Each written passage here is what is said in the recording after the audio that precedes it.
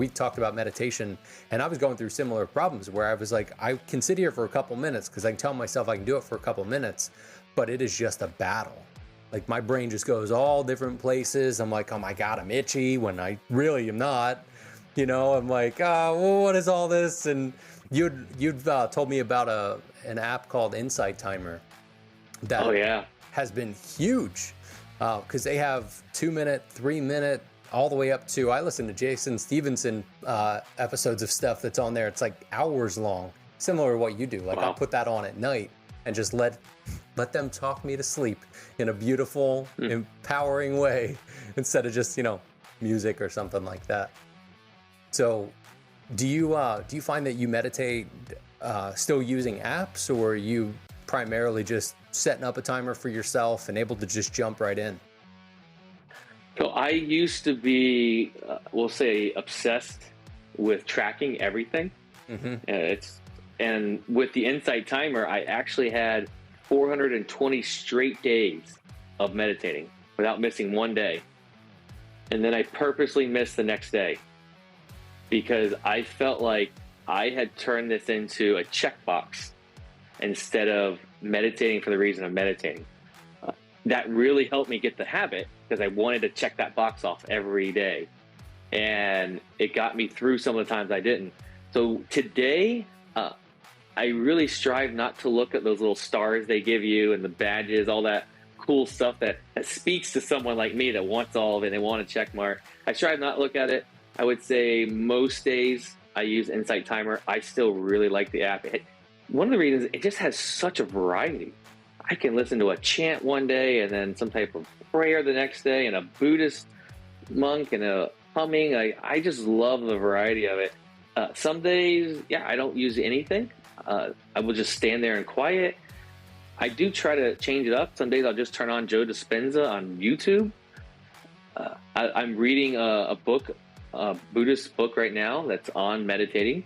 And there's been some things I read and I was like, oh, I want to try that. So then I try exactly what I just read.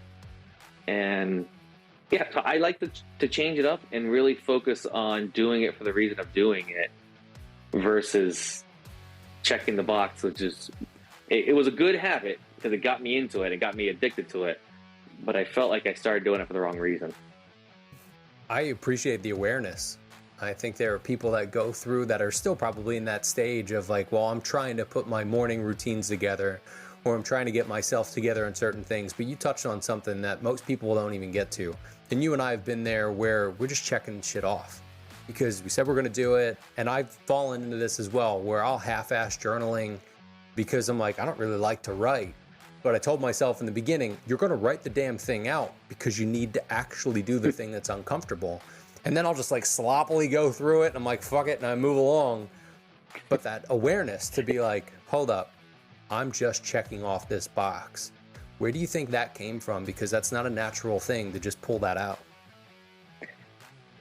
I don't know the answer to it because I've been told a lot that I'm really self-aware.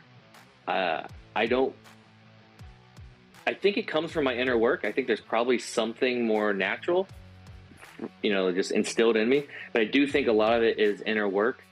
It can be a negative because then in my mind, I'm never perfect. I'm always looking for something wrong.